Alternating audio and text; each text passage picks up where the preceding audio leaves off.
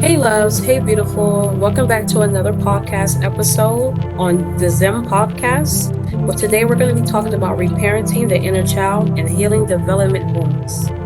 Today we're diving deep into a powerful and transformative healing practice, reparenting the inner child. If you ever felt stuck in emotional patterns that don't quite make sense, or struggle with things like low self-esteem, abandonment fears, or difficult trusting others, this episode is for you. Now let's get into what is the inner child. The inner child refers to the younger part of your psyche, the emotional memory of your childhood self. It holds not just your memory, but your unmet needs, early emotional wounds, and also your creativity, innocence, and vulnerability.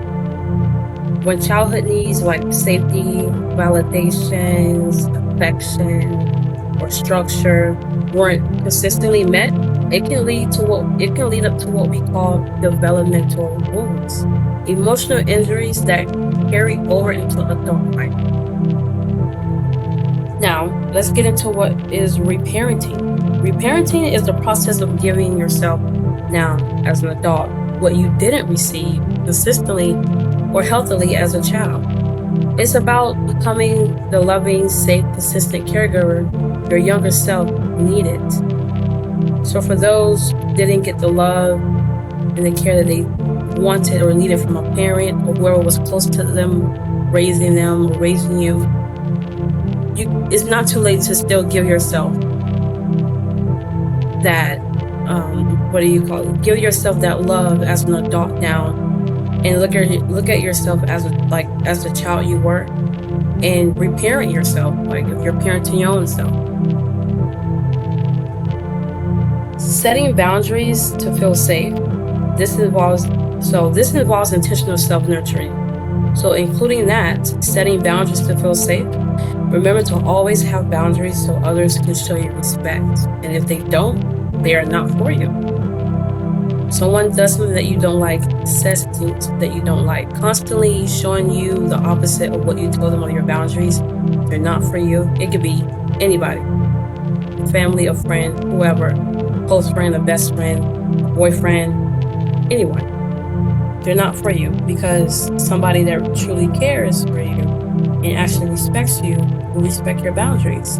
If they don't accept the boundaries and that's not how they are, or they don't want to accept it, or you don't tolerate that they're not accepting it and they're being disrespectful to you, you don't have to accept their disrespect, but you can also stay away from it.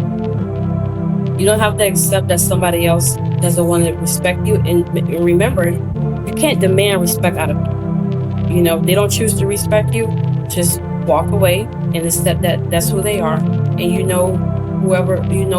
you know friends that actually respect your boundaries, you need to surround yourself with people like that.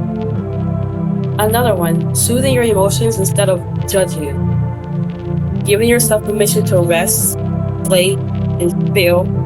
Say self-spoken, you deserve it. Affirming your worth, even when you make mistakes. Listening to your inner voice instead of silencing it. Intentional self-nurturing.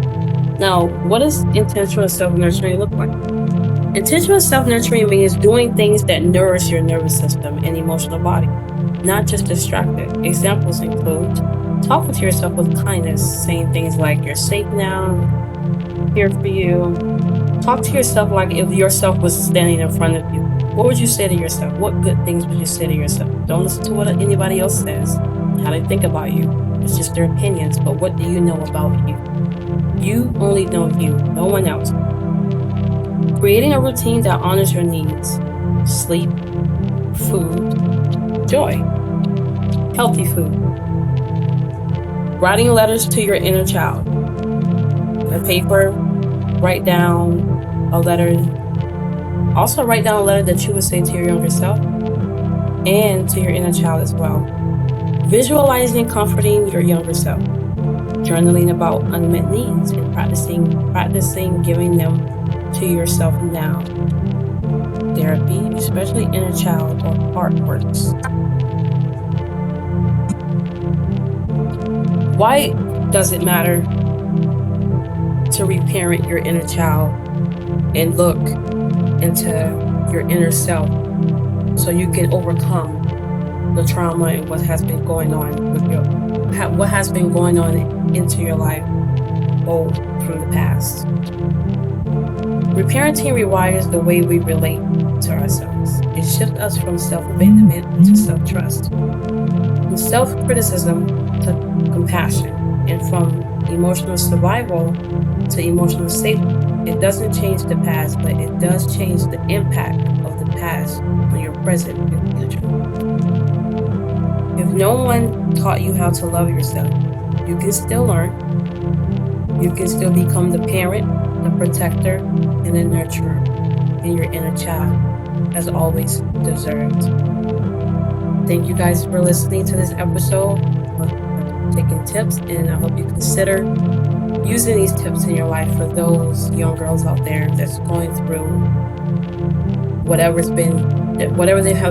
you guys have been holding on from the past till getting into that adult life from 20 to 30, between 20 and 30, for you girls out there. I hope this helps and you can sit and think and also reflect on the past and, tell yourself, that was the younger me. I'm an adult. Me and that younger girl or that younger me or a younger boy is two different people. Some people might look at you as the same person you was of what you did before, but you know that's not you. You have to let that person go and reparent your inner child, because now you are growing into an adult. You are becoming an adult, a full adult, and you're going into the future of your life, and you can't carry those burdens. They can't come with you, because it's going to end up just keeping you down, and you're going to feel like that's how the rest of your life is going to be. So you have to talk to the inner child and also let that old person go. Just let him go. Tell him something positive. Tell your inner child, tell your younger self something positive. And you actually say, you know what, thank you, because now I can become a stronger person than who I was before. And some of us younger people, we didn't know better. Some of you guys didn't know better, but it's life. And you can build from that. Forgive yourself, just like others have forgiven you.